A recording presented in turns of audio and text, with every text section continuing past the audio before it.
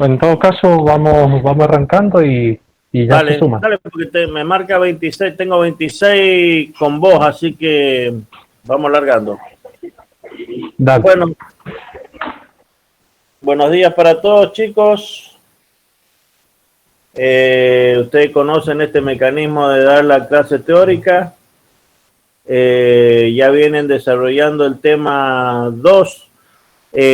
Esto es con los micrófonos apagados. Ustedes van anotando las dudas que van quedando y después, en el caso mío, a mí me gusta vincularme más por esta vía en la que se puede establecer un diálogo y no por mail.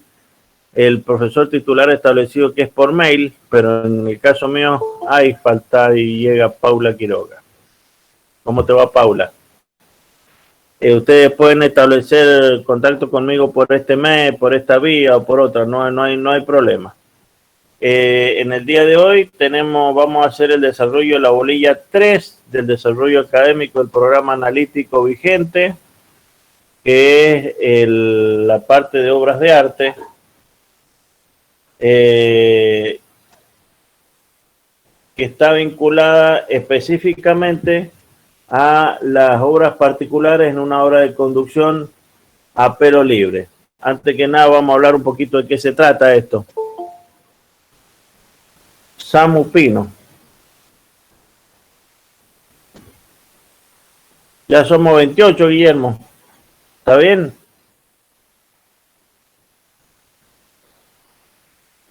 Bueno, las obras de conducción en el desarrollo de la infraestructura para riego, chicos, la bolilla número 3 es fundamental porque en las obras de conducción son obras que se dedican de trasladar un volumen de agua de un punto de captación, o sea, donde está disponible el recurso natural, hasta la zona de uso o de distribución. Las obras de conducción vendrían a ser lo que son las rutas nacionales para el transporte, en donde queda claro que hay altas velocidades, que los autos no se paran a la mitad del camino, que tienen velocidades medias altas, porque el fundamento no es ir distribuyendo en el camino, sino tomar una masa de agua de un lugar que está disponible y llevar ese volumen de agua hasta una zona en donde se va a distribuir para ser aplicada, en este caso, para riego.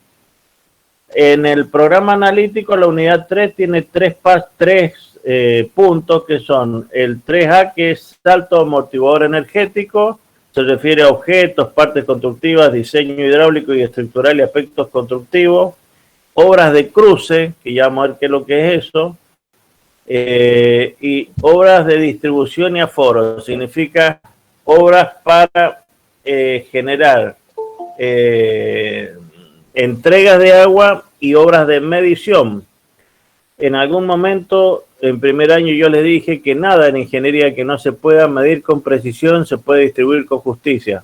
Así que es fundamental en los sistemas hidráulicos tener sistemas de medición fidedignos que permitan obtener precisión en las mediciones, porque de otra manera, al no haber una medida precisa, la distribución es injusta y siempre es dudosa.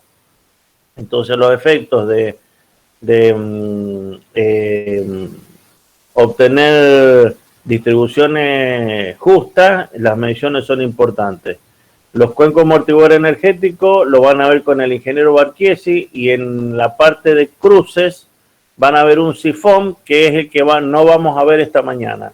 Entre la clase de hoy, que les doy yo teórica y teórico-práctica, y la clase del ingeniero Barchiesi, tiene que quedar terminada la bolilla de obras de arte en canalizaciones. ¿Qué es lo que son las obras de arte, chicos? El diseño hidráulico que se hace para trasladar una masa de agua debe mantenerse en el campo de la hidráulica que ustedes estudiaron en hidráulica general. Quiere decir que en lo posible debe ser movimiento permanente y uniforme. ¿Por qué es esto? Porque hay una base de sustento matemático y físico vinculado a los procesos hidráulicos de traslación del fluido. Entonces, no se puede salir de ahí porque caemos en campos de indefiniciones de respuestas. tenemos que mantenernos dentro del movimiento permanente y uniforme y en lo posible conducir lo más cercano posible al río o torrentes controlables. Si bien es cierto que la conducción debe unir dos puntos desde la captación hasta la zona de distribución lo más rápido posible, tampoco podemos ir en un torrente descontrolado que el agua va a una velocidad y con una liberación energética difícil de manejar. Por eso, como estas son obras de línea significa que lo que va avanzando es la obra sobre un frente de línea definido. La obra se mueve sobre una línea.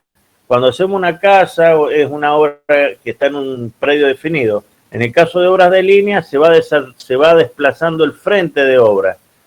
Cuando la obra no tiene inconveniente, es una obra repetitiva, una sección geométrica transversal, una pendiente definida, pero hay momentos en que hay que ejecutar obras de arte que tienen dos vertientes perfectamente definidas que vamos a ver de ahora en adelante. Ahora vamos a compartir pantalla.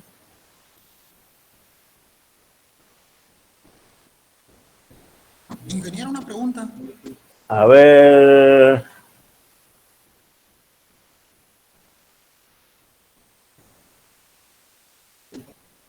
Ahí están viendo el power, chicos. A ver. Aún no, ingeniero. Todavía no, ingeniero. No se está viendo, Martín. A ver ahí. Ahí. Ahí lo están viendo. No, tampoco. No. Yo por lo menos. Tiene que apretar lo de presentar ahora y seleccionar lo que quiere presentar y después volver a seleccionar aceptar. Son como 3 pasos. ¿Cómo vuelvo? Hacelo. A ver. Ahí está. Ahí está. Ahí va. Ahí está. No, todavía no nos aparece. Ahora Ahora sí. Ahí. Ahora sí. Ahora sí. Ingeniero. Ahí está el modo presentación. ¿Está? Sí, se ve Perfecto. Bueno, muy bien. Entonces recuerden que las obras de arte hidráulica son obras que se insertan en una obra de línea para definir algún motivo que tiene de interés el diseño de la obra. Estos motivos pueden ser, recuerde este cuadrito que vamos a ver, chicos, lo vamos a ver despacio porque quiero que se lo acuerden bien porque acá está el corazón de los tipos de obras de arte que se van a encontrar en la canalización. Recuerden que el fundamento hidráulico es trasladar una masa de agua de un punto a otro con la menor alteración posible para que llegue de la mejor manera con la menor pérdida energética. Por eso nosotros tenemos obras de arte que tienen dos necesidades. Una necesidad hidráulica. ¿Qué significa necesidad hidráulica? Son obras que yo debo hacer en la línea de forma correctiva para mantener las condiciones del escurrimiento hidráulico que me permita manejarme en el campo matemático que me garantiza que la llegada a los lugares de uso va a ser lo que yo proyecté. No me puedo salir de la hidráulica clásica porque las respuestas a veces son inconvenientes y verdaderamente se generan problemas. Por lo tanto, en este caso vamos a analizar nada más que 3 obras, que ustedes las van a ver. Lo que yo he pensado es que vean la foto y después las charlamos con más detalle, porque en los apuntes está muy, muy bien sintetizado esto.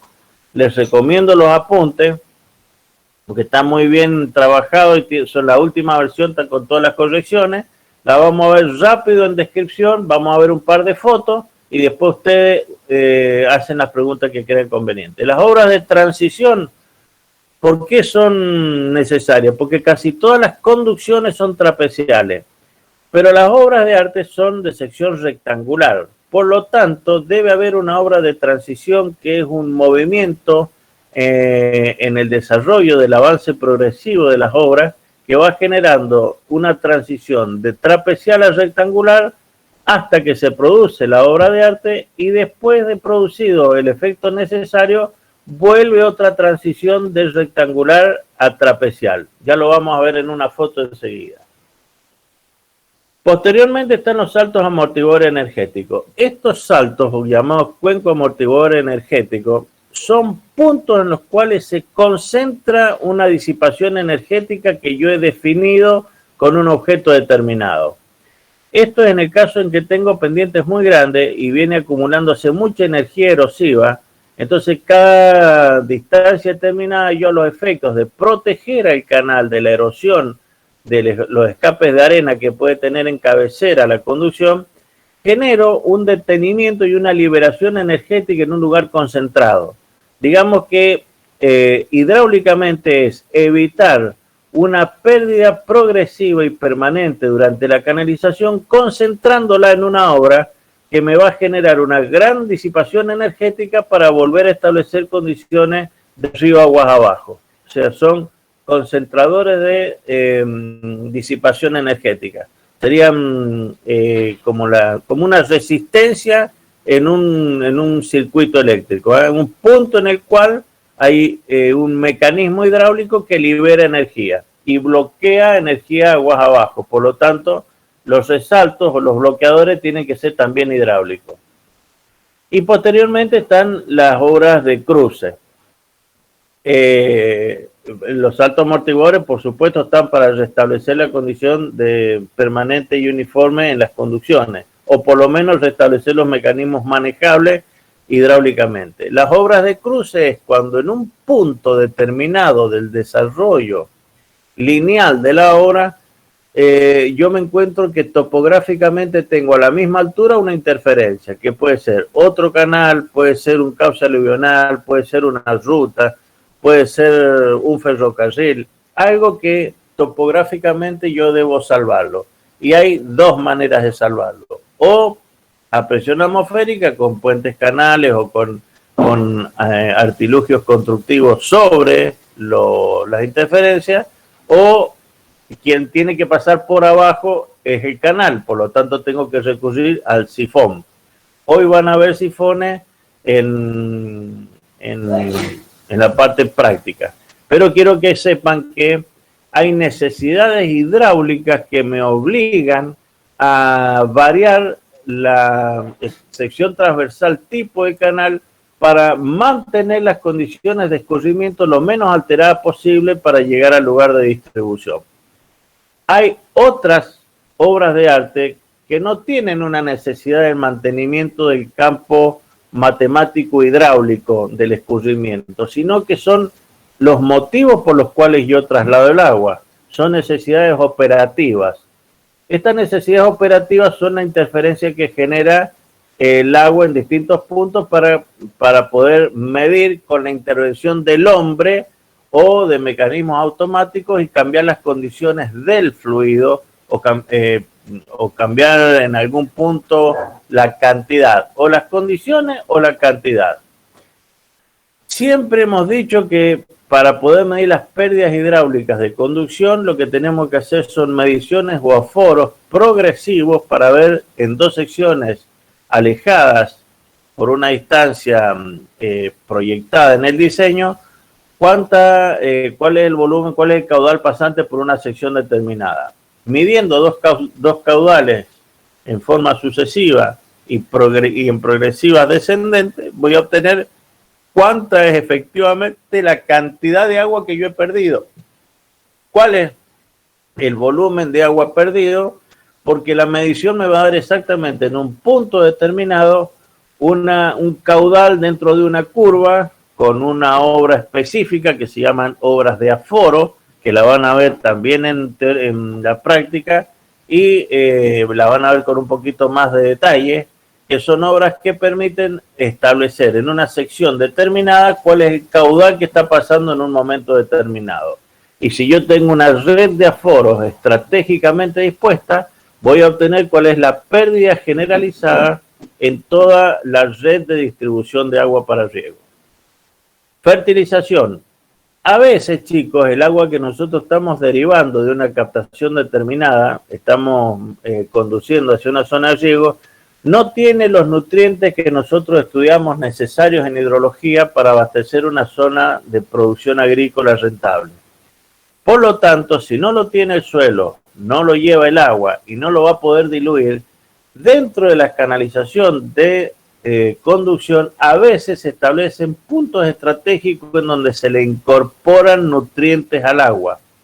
Para esto también es necesaria una obra hidráulica en la cual se produzca una dispersión y un entremezclado de los filetes, que no deben ser paralelos, sino en ese caso se deben encontrar unos con otros para generar una dilución estable y nutricional del agua que estoy conduciendo hacia la zona de riego.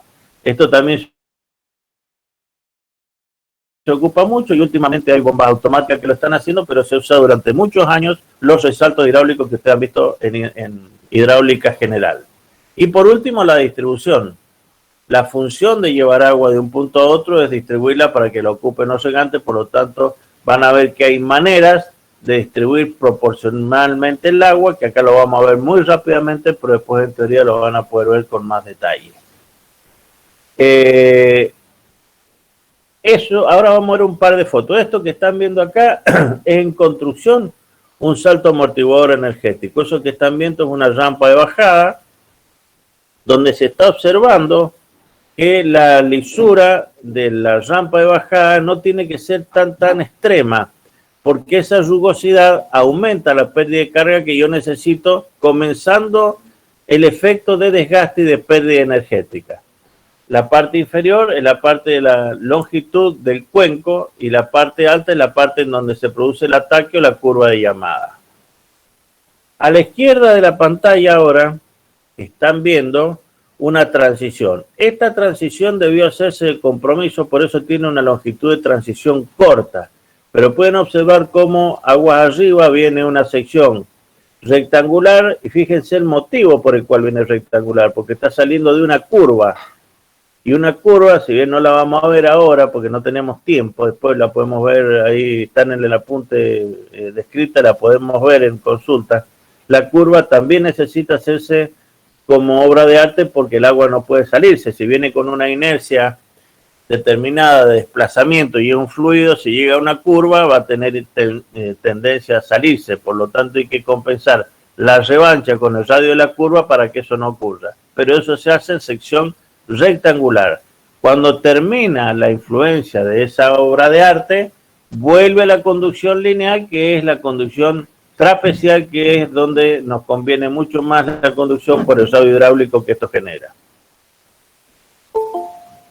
Acá en este punto tenemos, ¿está bien o está Guillermo? ¿Está bien? Porque me aparece un cartel. No, va bien, Martín, va bien. Se ve bien la pantalla. Bien. Ahí en la parte inferior tenemos la escala que se coloca en las secciones de aforo para establecer la medida de altura que, conociendo, porque los muchachos de hidrología ahí conocen en irrigación a qué velocidad va en un lugar determinado y tienen una curva de aforo para la cual, midiendo directamente la altura sobre una escala, ellos tienen en forma instantánea cuál es el caudal que está pasando por esa sección. Estos son los aforos hidráulicos. Ahora ya hay aforos telemétricos, hay avances tecnológicos, pero el fundamento es medir la variable que es la altura respecto a una sección definida, porque la velocidad va a ser constante y tenemos el caudal para poder medir en un punto determinado cuál es el caudal que está circulando por el canal. También van a ver que hay condiciones especiales para esto. Muy bien, aquí está el salto nuevo. Ahí está, fíjese en la foto del ángulo inferior derecho, hay una pasarela que sirve a los efectos de inspección y también sirve para a veces controlar cuáles son las velocidades a lo largo de toda la sección transversal. Ahí no pueden haber diferencias de velocidades de más del 5% porque estaríamos alterando las velocidades de la sección transversal. Y debajo de la sombra esa del puente de maniobra se ve la escala. Ese es un aforo en un canal de gran dimensión y baja velocidad. y como ven, aguas abajo se produce un resalto rechazado. Eso significa que ninguna acción que pueda producirse aguas abajo va a interferir en la libertad que tiene de escurrimiento la curva de salida de la estación de aforo. Por lo tanto, la estación de aforo no se va a ahogar jamás, aunque hagamos maniobras aguas abajo en el mismo canal. Aquí tienen un salto amortiguador hermoso. A mí esta foto está bastante linda porque fíjense la velocidad que logra en la rampa de muy baja altura. Pero si ven el antecedente que se encuentra mojado, fíjense que con muy poca altura en el sector de bajada, en esa rampa de bajada, tenemos muchísima altura de avance del resalto ahogado en el caso del salto amortiguador. ¿Por qué esta foto es significativa? Porque están viendo un gran avance energético hacia aguas arriba, un aumento de velocidad importante del Bernoulli. Recuerden que en el Bernoulli la velocidad va al cuadrado y queda bloqueada ese aumento energético en el resalto ahogado que está al pie del cuenco amortiguador energético. Así como en el aforador y en los partidores, los resaltos deben ser rechazados para que no influyan sobre los movimientos o las acciones en la sección. En el caso de los saltos amortiguadores energéticos, el resalto debe ser ahogado en el pie, porque debe disiparse la mayor cantidad de energía en esa sección y salir nuevamente con un régimen tranquilo del río aguas abajo. Ya lo vamos a ver enseguida en fórmula muy rápido y después lo vamos a ver con el ingeniero Valquisi para poderlo interpretar bien desde los números. Ingeniero, Sí, una consulta. En el resalto, yo calculo que habría una erosión de las paredes importante. ¿Cómo se previene eso? bueno, eso no hay una erosión importante y está buena la pregunta porque todas las obras de arte, sobre todo los cuencos amortiguadores energéticos, tienen tratamiento antierosivo y tienen un hormigón de mejor calidad. De hecho, cuando se ejecutan los canales, se ejecutan primero los saltos amortiguadores energéticos y después se van vinculando con las secciones longitudinales estas obras. Son obras con mucho detalle, con mucho cuidado, son con las vibraciones mucho más controladas y tienen tratamientos antierosivos importantes. Perfecto, muchas gracias. El objeto del salto amortiguador es salvar desniveles topográficos. Yo a veces para llegar de un punto a otro, cierren los micrófonos, por favor. Martín, perdón, Sí. me pide Walter Barquesi entrar a la clase, no sé si le tenés que dar permiso. ¿A Walter? ¿Sí? Sí, No sé si le tengo que dar, yo creo que puede entrar solo él. La primera vez necesito autorizarlo, después puede entrar y salir cuando quiera. ¿Y Eso cómo? tengo entendido.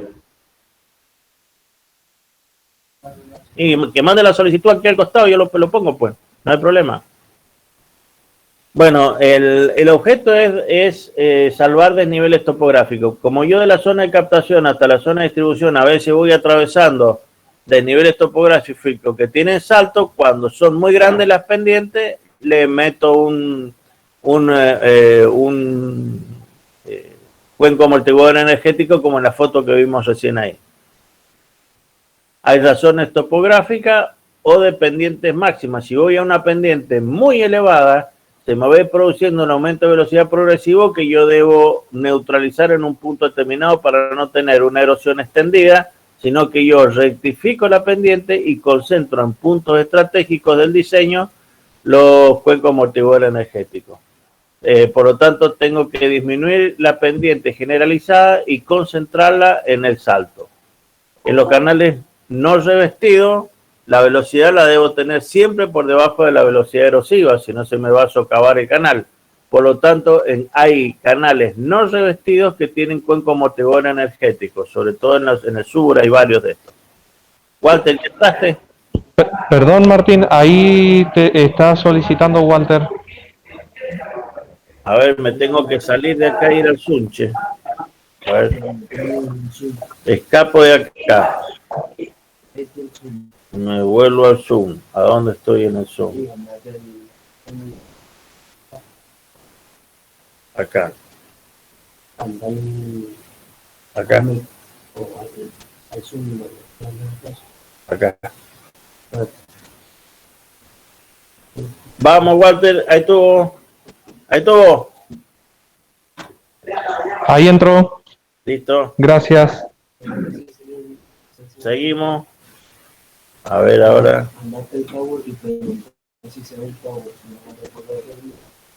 Ahí están viendo el power. Sí, se ve. Sí, se ve. Seguimos entonces. Bueno, esto lo van a ver con más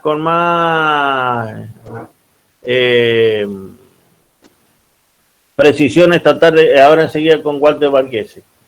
Cuando se intenta, bueno, también cuando necesito salto amortiguador, cuando necesito establecer condiciones de río. ¿Y cuándo es eso? Cuando necesito partir, o sea, distribuir o medir.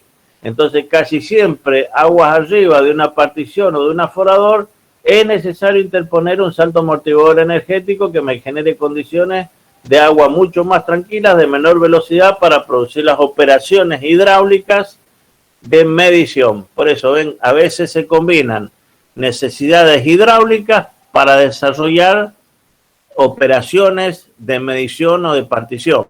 Es una combinación. Las obras de arte de necesidad hidráulica y la de necesidad operativa. Claro, el partidor y el aforador necesitan velocidades uniformes y filetes paralelos.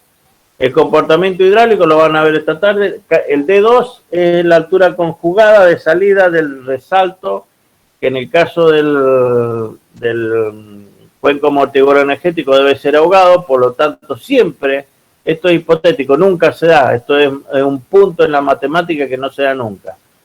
Cuando el D2 es menor que H2, es característica de los ríos, no necesito hacer ningún artilugio constructivo para que la altura de aguas abajo supere la salida de la altura conjugada del resalto que se me va a generar en el resalto ahogado de la salida del cuenco. Y lo que busco yo es tener un D2, esto se va a dar siempre, el D2, la salida de la conjugada va a ser mayor que la altura del tirante normal del río aguas abajo en canales. Por lo tanto, lo que tengo que hacer son un artilugio que es un P, que le da la garantía del resalto ahogado. Siempre el cuenco amortiguador energético debe consumir la energía en el lecho del resalto. Por lo tanto, el resalto debe ser ahogado para que aguas abajo salga un régimen de río que me permita a mí operar en forma conveniente. Bueno, ahí tienen un dibujito, ya lo van a ver. Esto es nada más que el planteo de Bernoulli, que es lo que van a ver esta tarde. Plantean Bernoulli aguas arriba, Bernoulli al inicio de la ecuación de la momento y Bernoulli a la salida. Y después las condiciones de aguas abajo. Pregunta. Sí. Si no tuviéramos ese cuenco, el resultado sería un resalto rechazado. Pero no puedes tener rechazado porque vos lo que querés es bloquear energía. Vos necesitas... No, claro, pero eso es el efecto que produce el cuenco, vamos a decir. Ahogar el resalto. Bien. Pero es que es para eso, pues. Es para generar en un punto determinado un resalto ahogado con mucha energía disipada para que salga con una velocidad tranquila del río. Concentro la disipación energética en esa obra. Es para eso. Bien, gracias. El cálculo lo ven esta tarde, un cálculo iterativo, pero está basado en compensaciones de todo. Ahora lo vamos más rápido, Walter. Ahí pasamos rapidito. Lo que tienen que hacer son planteos de Bernoulli, pero por favor, acá estamos patinando mucho en el tema hidráulica, chicos. Agarren los apuntes hidráulica porque acá tienen que entender bien cómo es un resalto, cómo es una altura conjugada. Tienen que rever esa fórmula porque si no se van en los mecanismos automáticos de los tanteos y se pierde a veces la visión de la necesidad de plantear las compensaciones energéticas en cada sección desde el Bernoulli. Estos son los datos y esos son los tanteos. Bien. Obras de distribución. ¿Qué es lo que son las obras de distribución? Son obras que me permiten establecer en un punto determinado una distribución de caudales de dos magnitudes diferentes. Tengo un caudal inicial y un caudal pasante y un caudal derivado. generalmente el caudal pasante es mayor y el caudal derivado es el que va a asistir a una zona de riego. Por lo tanto, disminuye rápidamente la velocidad y se produce un resalto que avanza sobre la hoja partidora. En el derivado, porque tengo menor velocidad. Al tener menor velocidad, tengo la altura más cercana. Este es un tipo de hoja partidora de grandes dimensiones que tiene como desplazamiento un arco, un perfil arqueado doble T y un mecanismo de gozne o de rulemane que permiten que el sustento del peso de esta hoja descanse sobre esta estructura. Y tengo un accionamiento lateral con una barra que me va permitiendo posicionar la hoja partidora en el lugar que necesito hacer la partición, que van a ver cómo se calcula enseguida, para definir los caudales pasantes y el caudal derivado.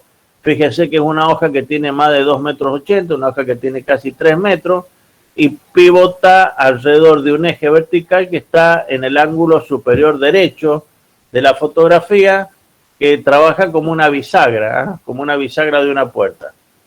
Este es otro mecanismo. En vez de tener una bisagra, tiene un cordón que en vez de mantenerlo apoyado a la hoja, la mantiene colgada y se desplaza por el ojal que tiene en ese tensor y accionada por ese mecanismo celeste, esa caja celeste, con las vueltas que corresponden dar para que en cada lugar se posicione de acuerdo al caudal que necesita derivar en un sentido o en otro. Fíjense que está colgado de 2 goznes a la pared que recibe la hoja partidora, pero esta pared tiene una envolvente de una estructura de acero bastante resistente porque tiene una energía de impacto bastante grande.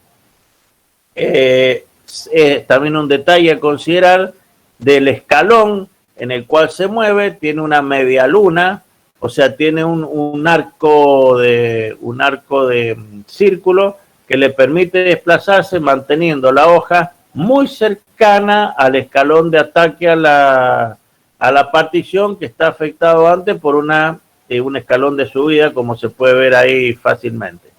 Y por supuesto arriba tiene la pasarela de accionamiento que se llama la pasarela de apoyo o pasarela operativa. Este es otro mecanismo de distribución también de hoja móvil. El de recién era de hoja móvil y este también son mecanismos de hojas móviles. Son para particiones de alta velocidad. Son cuando es difícil establecer niveles niveles quietos, frenar el agua y establecer mecanismos que permitan tener altura piezométricas estables. Esto es para cuando hay alta velocidad y las obras de aquietamiento para tener altura fija es difícil. Ingeniero. Este es lo mismo con agua. Walter, si querés agregar algo, metele nomás, no hay problema. Este es el mismo sistema con tensores y accionamiento lateral de vástago. Ingeniero, una consulta. Sí. ¿Podría repetir, por favor, para qué es el escalón? El escalón genera condiciones de altura crítica o de zona de altura crítica, que es donde yo debo producir la partición, porque es donde menor energía pierdo y tengo más precisión en el corte. Es la zona en donde yo debo forzar hidráulicamente a la conducción para que se mantenga dentro del entorno de la altura crítica. Perfecto, muchas gracias. Bueno, esto que vamos a ver ahora son distribución automática con partidores fijos. Acá no hay accionamiento manual en el primero. Si ustedes ven en el ángulo inferior izquierdo hay una hoja fija. Esa hoja fija es para alejar en un porcentaje mayor al 10%, sobre el cual no puedo yo hacer particiones en un canal de hormigón, sino que estoy haciendo una cámara prepartición. Porque en realidad la que produce la partición es la cámara que está ahí al fondo, en el medio de la pantalla, que esa sí es móvil. Porque si no paga el regante, yo la cierro al todo y no entra agua. La última cámara habilita una hijuela. Y lo que está aquí en el ángulo inferior izquierdo es una precámara que me permite distribuir caudales cuando están por debajo del 10% del caudal de conducción. Cuando tengo menos del 10%, como la interferencia de la rugosidad parietal es muy elevada, yo debo generar este artilugio de particiones dobles, una fija y otra móvil, para que me permita a mí tener precisión en que no hay tanta influencia parietal. Y por supuesto, aguas abajo, una vez que ya saqué el agua que tenía que sacar, se vuelve a unificar con el caudal original. Fíjense que en la partición de hoja fija hay un resalto rechazado en la margen derecha porque necesito que las interferencias del canal no me afecten. Pero en la cámara de la izquierda no necesariamente tengo un resalto rechazado porque ya logré condición de río. ¿Entienden? Yo tengo que partir en la segunda hoja, me vuelve a partir en condición de crítica porque yo ya establecí nuevamente en la cámara de la primera partición la condición de río. Muy bien. Consulta, ¿aguas arriba de eso tendríamos un salto?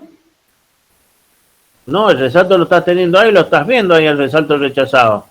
A la derecha de la pantalla. Sí, para generar ese resalto. Claro, tenés que haber hecho antes la hoja fija, tenés que haber generado condiciones para pasar de río a tirante crítico. Bien.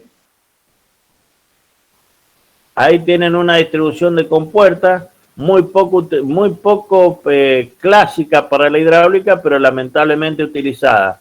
Ahí no solamente hay una partición automática y la regulación equivocadamente se hace con las compuertas laterales. Eso se pone se baja a una determinada altura hasta que llega un caudal que se controla agua abajo en una estación de aforo y se produce un remanso que devuelve al caudal principal el agua que no entra en el caudal derivado. ¿Entienden? Eso se reemplazaría, este mecanismo es previo a las hojas móviles. ¿Entienden, chicos? La compuerta que está a la izquierda, no la de retención general del canal, sino la que está a la izquierda, es una compuerta que debe reemplazarse por una hoja móvil que me haga una partición sobre el canal principal mucho más ajustada a la realidad de lo que me puede entregar un orificio sumergido de una compuerta que está en el derivado. Ya lo van a ver, Barquiesi le va a explicar con más precisión dentro de un rato esto. Ahí lo tienen desde otro plano, miren cómo viene el río, miren cómo se produce agua arriba, una ampliación para llegar a las condiciones de partición. Hay una partición primaria que lo aleja del 10%, que es automática de hoja fija, y no termina, fíjese que no termina de armarse el resalto rechazado, sino que va un resalto oleante hacia aguas abajo. Porque en realidad este no me interesa a mí, porque se va a juntar con lo que me sobra del ingreso a la hoja partidora móvil que se encuentra aguas abajo aquí en el ángulo inferior derecho de la diapositiva. ¿Lo ven? Sí. Bueno, la obra de derivación son partidores, pueden ser de dos tipos. Automáticos son los que no necesitan asistencia humana, sino mantenimiento. Pueden ser verticales, o sea, barreras frontales, que pueden ser barreras de fondo, que el agua pasa por orificio sumergido, o vertedero que pasa por arriba. Y esta barrera se pone para habilitar una salida lateral. Compuerta con orificio, que es lo que vieron recién, que eso es anterior a las hojas móviles, y después pueden ser horizontales, o sea, donde el plano se encuentra paralelo al escurrimiento, y ahí pueden ser partidores de hoja móvil o de hoja fija. Estos son los elementos móviles sobre las conducciones que a ustedes les exigen hacer obras de arte para generar este tipo de acciones sobre los canales de conducción. Por supuesto, canalizaciones abiertas. El esquema es sencillo. Tengo un caudal primario, un caudal inicial, un caudal que necesito derivar para regar, y el resto es el caudal primario menos el caudal derivado, que se llama caudal pasante. El esquema de cálculo es este, que van a ver esta tarde, y la ecuación que manda todo es ecuación de proporcionalidades geométricas, que la van a ver en práctica. Muy bien. Y siempre, nunca pierdan la lógica, chicos, de que el caudal total siempre va a ser el caudal derivado más el caudal pasante, por favor. Y otro tema importante de distribución es que si ustedes ponen un partidor automático al medio, siempre va a ser 50 y 50. O sea, no se dejen envolver en las piolas de la complejidad matemática para que no les deje ver el sentido común. Siempre un partidor a la mitad va a distribuir mitad y mitad. O sea, si no quieren tener problemas, permitan que el sentido común los acompañe en los diseños. Bueno, la hipótesis de cálculo la van a ver esta tarde, pero son muy sencillas. El caudal derivado nunca puede ser mayor al 10% del caudal pasante, por lo tanto hay que hacer obras de partición sucesiva. El B0, que es el ancho, el cual debe atacar la partición, nunca puede ser mayor o igual a 10 veces la altura crítica. La altura crítica, por ser un canal rectangular, responde a esta fórmula. Y deben asegurarse visualmente, hidráulicamente, filetes paralelos y velocidad uniforme en la sección. Eso quiere decir la menor influencia de rugosidad parietal y la menor influencia de fondo de diferentes rugosidades en el fondo. El fondo tiene que tener rugosidades parejas.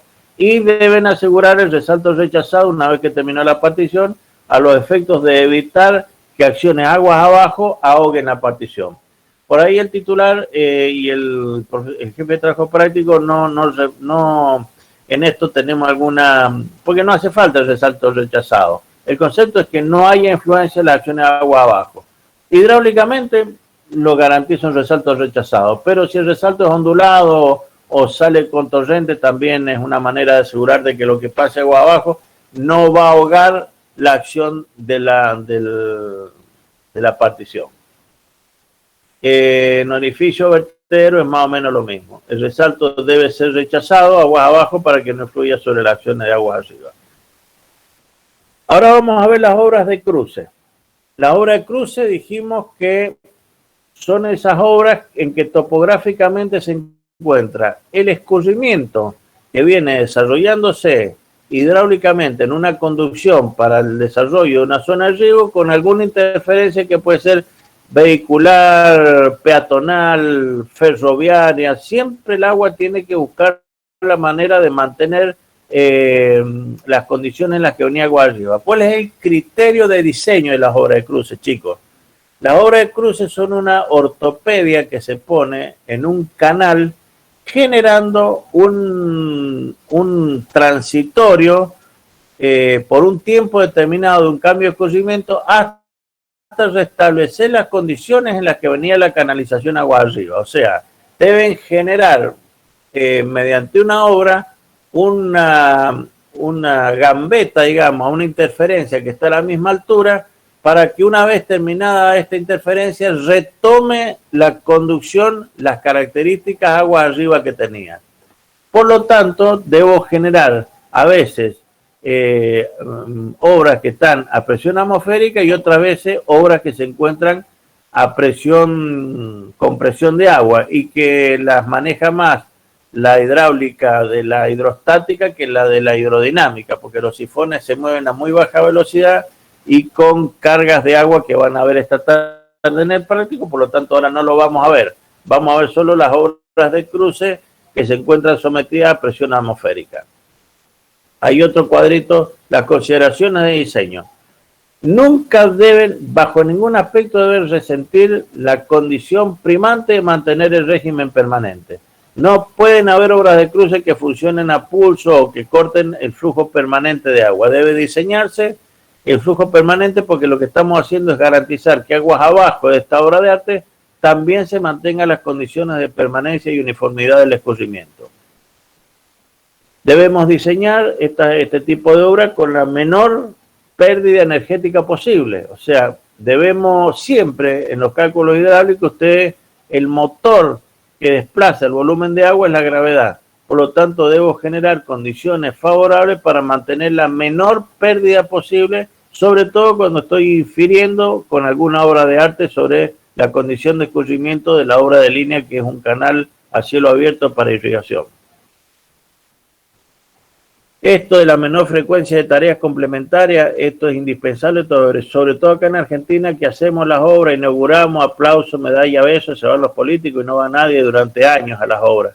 O sea, las obras tienen que tener un diseño que permita que durante mucho tiempo soporten el uso sin tener un mantenimiento apropiado. Porque yo, habiendo trabajado en varios organismos del Estado, la parte de mantenimiento es difícil presupuestarla y mucho más difícil ejecutarla. Si no está en las condiciones de quien hace la acción operativa y se ocupa personalmente de esto, muchas veces es difícil generarla, por lo tanto hay que establecer una frecuencia larga de tareas complementarias y de obras de mantenimiento, tanto operativas como de mantenimiento. Debe haber un excelente operador para disminuir al máximo las acciones de mantenimiento. Y en lo posible buscar mecanismos automáticos. Pero esto quiero ser claro, chicos, porque ustedes son los ingenieros que vienen. Hay acciones dentro de la red de riego que jamás, nunca, y grábenlo, si están grabando esto, me encantaría para que lo comenten después ustedes y se lo digan a los ingenieros que están en esto y que vienen. Hay acciones donde jamás va a ser reemplazado el hombre, nunca.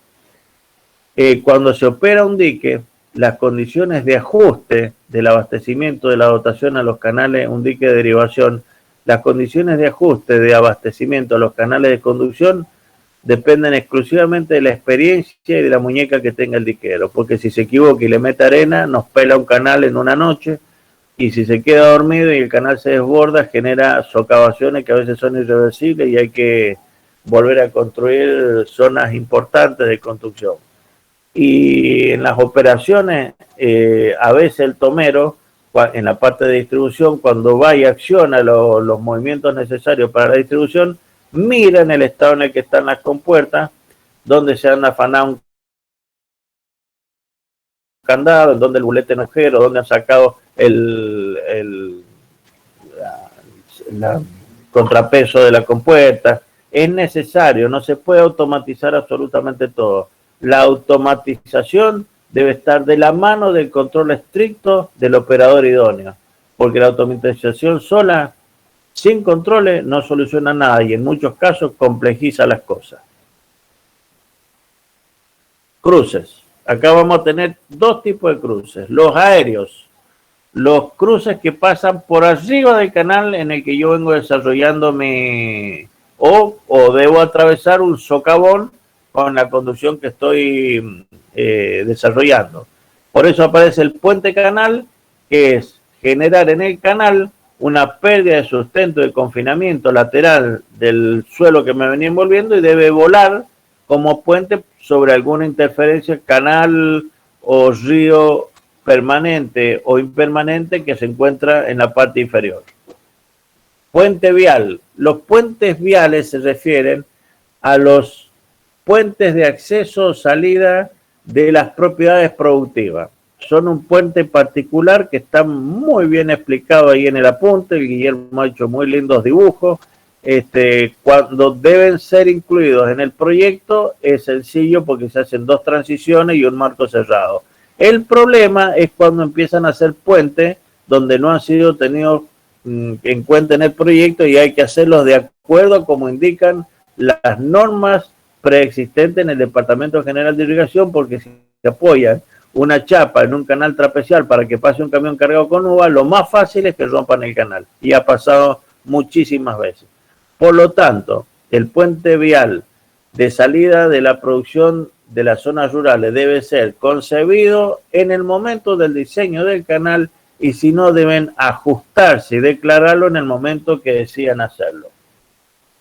Y las alcantarillas son generalmente escurrimientos impermanentes o permanentes que atraviesan una ruta, que son conocidos los desarrollos de la cuenca que va a abastecerlo y debe ser tenido en cuenta en las alcantarillas. Por favor, y también está en el apunte, no solamente el caudal, el pico del hidrograma del caudal máximo que pueda atravesarla, como lo vieron en hidrología, sino también la altura del material de arrastre marginal o del material de residuo que hayan dejado los visitantes agua arriba, porque a veces el frente de flotación que suelen arrastrar estas corrientes estivales generan atarquiramientos en las secciones de agua arriba de la alcantarilla, que han hecho, por ejemplo, que en San Luis fracasen por debajo del caudal de diseño varias alcantarillas, porque se produjo un embanque que buscó lateralmente y atravesó la ruta en una zona en que produjo un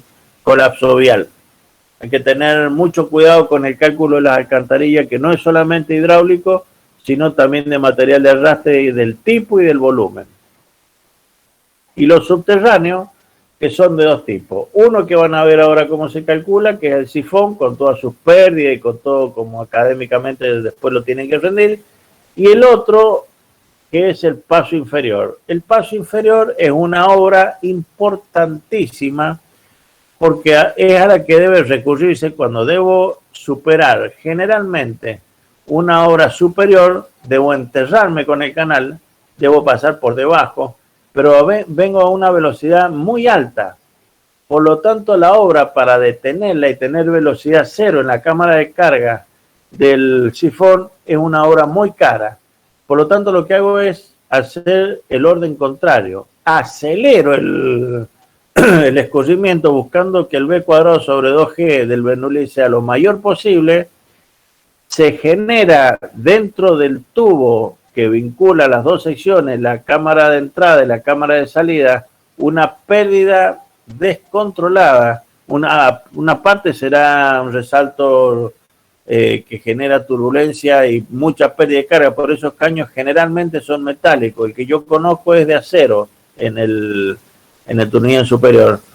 Y retorna en la cámara de salida el escurrimiento sin velocidad, o sea, con una velocidad nula, una velocidad ascensional, en donde toda la energía de velocidad ha sido transferida a la pérdida correspondiente que se produce en el traspaso y como recuperación de altura, de cota de altura, porque la velocidad ha sido anulada.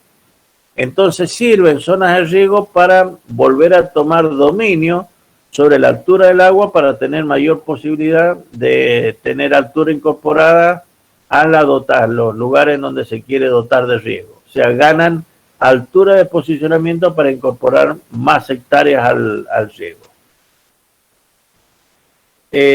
Vamos a ver un poquito de obras de cruce. Estamos muy bien con el tiempo, creo, Walter.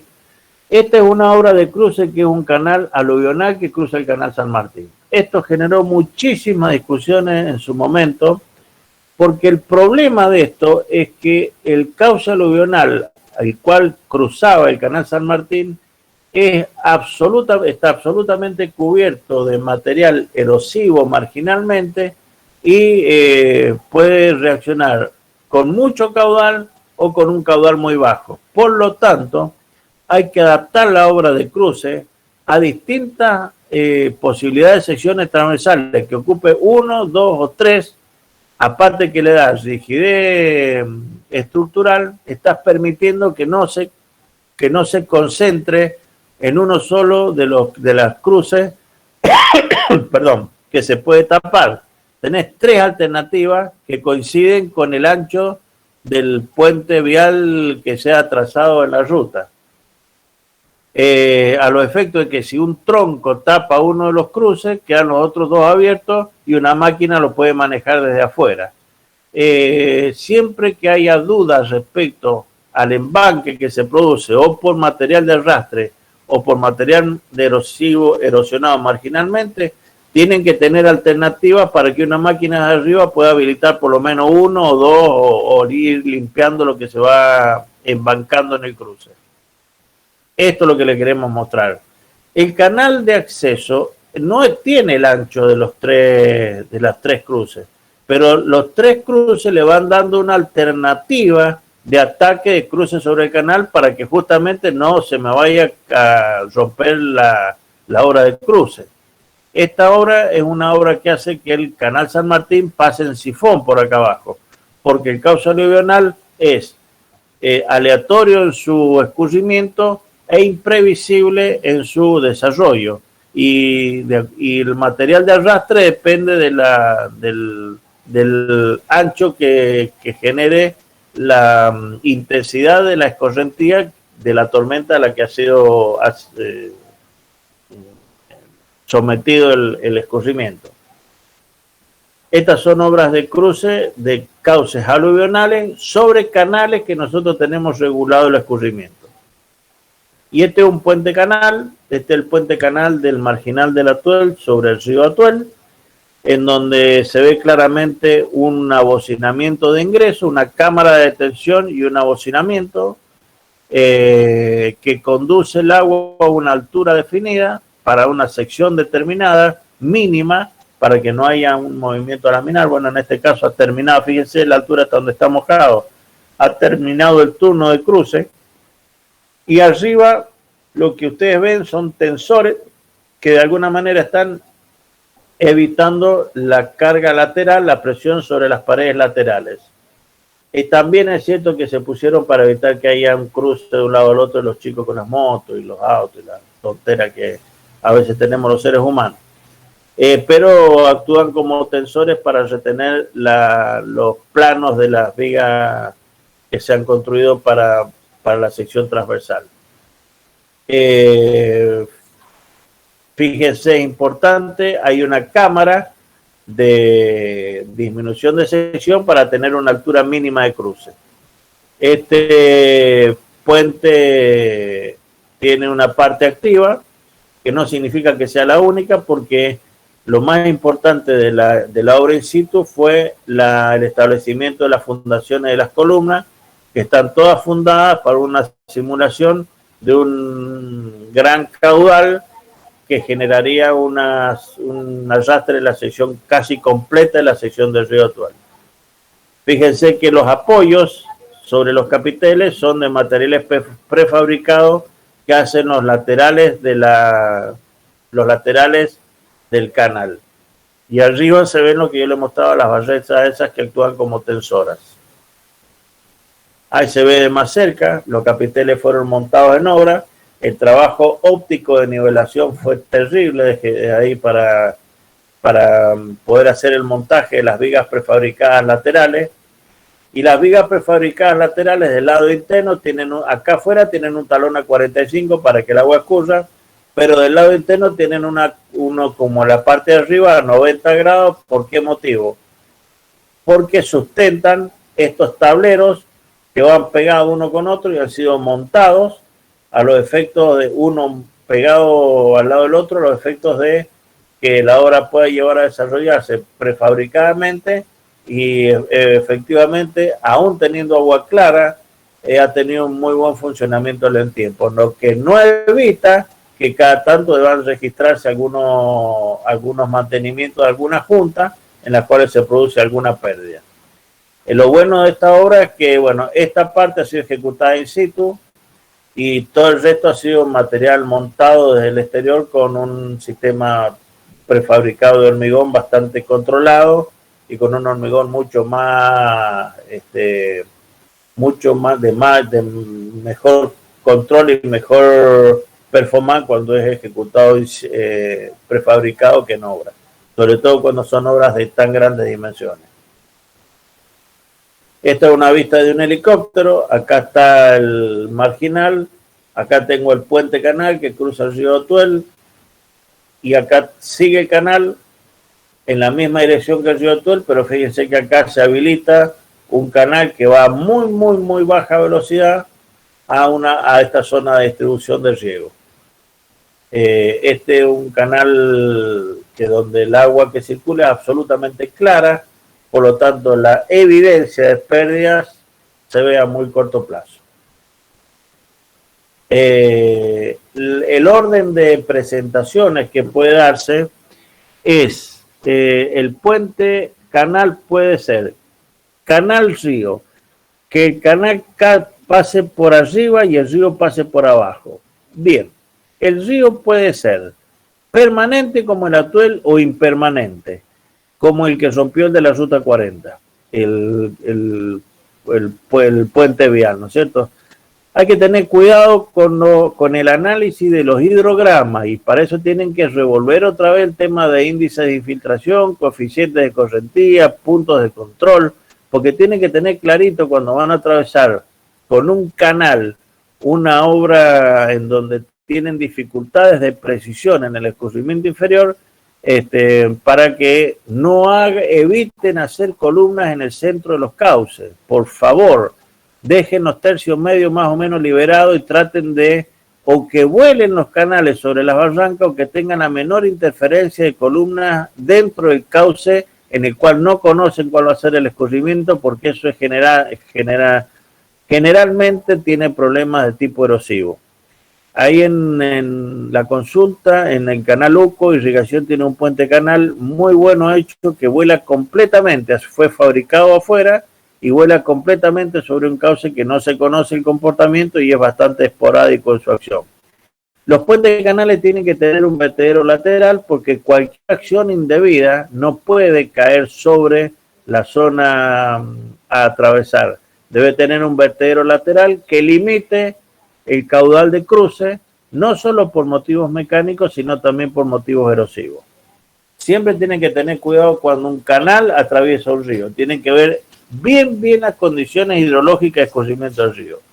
Cuando es canal, ¿cuál es la recomendación que damos nosotros? Siempre que pase en sifón, el que traiga poco arrastre y que venga menos velocidad, porque van a tener menores costos para frenar el agua en la cámara de carga y van a tener menos embanque o menos frecuencia de limpieza a abastecer. Si tienen un canal de agua turbia que es de conducción, déjenlo pasar al canal y hagan el sifón en la escuela que viene con agua claro, con agua a mucha menos velocidad, porque va a ser menor el costo de producción de las cámaras de entrada y de salida. La batería de caño se ocupa generalmente cuando las salidas son indefinidas. Esto se ocupa, por ejemplo, para generar la salida del río Diamante, en la laguna de Diamante, y hay zonas en San Pedro en donde la batería de caño están siendo reemplazadas por gaviones, pero van generando colmataciones progresivas en donde van aumentándose el número de caños que se van disponiendo para habilitar distintos caudales. Se van, digamos, colmatando los inferiores y se van habilitando los superiores. Bueno, esto lo que les decía recién, tienen que evaluar bien si el río es permanente o no permanente, y en la permanencia qué fluctuación tiene, y en la impermanencia qué aporte de caudal físico erosivo de flotación tiene en el momento de encontrarse con nuestro puente canal.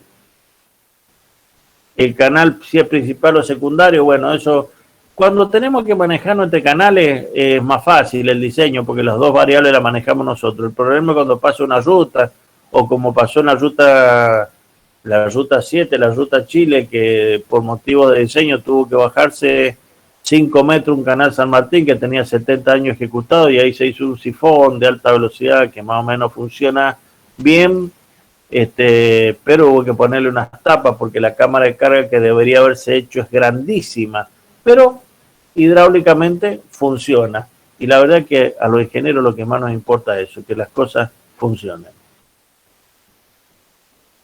El diseño hidráulico y estructural para los puentes canales tienen que tener en cuenta fundamentalmente 6 cosas. El peso de la estructura, tienen que saber que los puentes no tienen peso. Últimamente el hormigón está siendo medio dejado de lado, hay estructuras de plástico que son espectaculares, que andan muy bien. El peso del agua, recuerden que el agua no es livianita, un litro pesa 1 kilo, por lo tanto 1 metro cúbico de agua son 1000 kilos, chicos. Es un peso importante, sobre todo cuando arman las piletitas de verano para que se refresquen los chicos en las terrazas de las casas. Generalmente tienen inconvenientes después con las losas. La velocidad y el tipo de agua. La velocidad tiene que ser constante y el tipo de agua es importantísimo. El tipo de agua es importante porque si trae elementos flotantes o es agua turbia, tiene asentamiento, se disminuye la velocidad, que a veces es difícil manejar limpiezas dentro del canal, dentro del puente canal. Evitar la erosión en las pilas, ya lo dijimos, traten de no diseñar pilas dentro del cauce, sobre todo cuando no conocen la erosión que va a tener.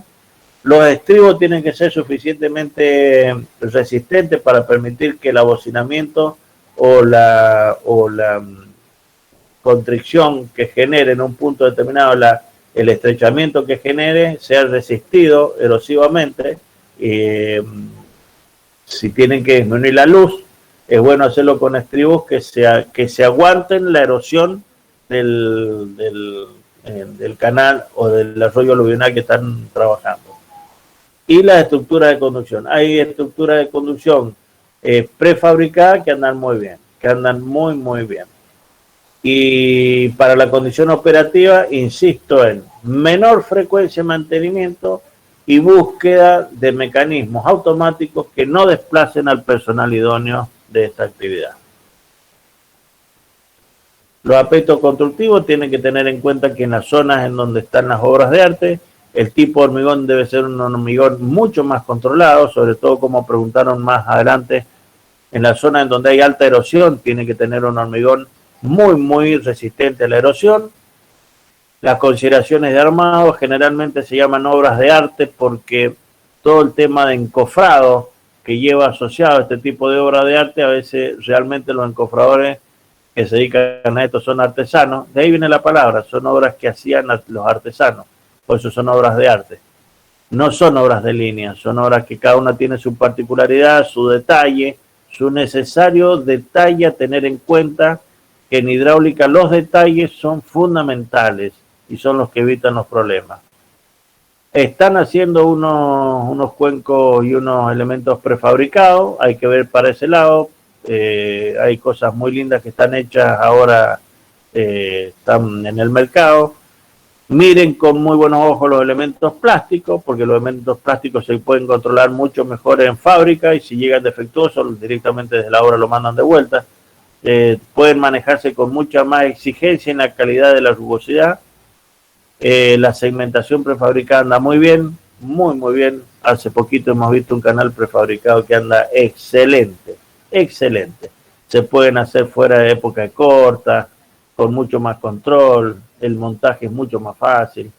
Vayan pensando en estas cosas. Y el análisis de contingencia. Nunca jamás un ingeniero hidráulico puede decir yo no sabía que esto podía pasar. Eso para nosotros está prohibido. Siempre tenemos que tener la carta que permite salir del paso cuando las cosas no se vean como nosotros las proyectamos. Nunca un ingeniero hidráulico puede decir esto yo no lo tuve en cuenta. Espero que esta clase haya sido provechosa. Aprovechen al ingeniero Barquies y Gómez Oro, que son dos excelentes colegas, y nos estaremos viendo en la próxima clase o en el examen. Que tengan buen día. Gracias, ingeniero. Muchas gracias, ingeniero. Gracias, ingeniero. Hasta luego. Hasta luego. Perfecto, ingeniero. Saludos. Gracias. Ingeniero. Chao, chicos. Chao.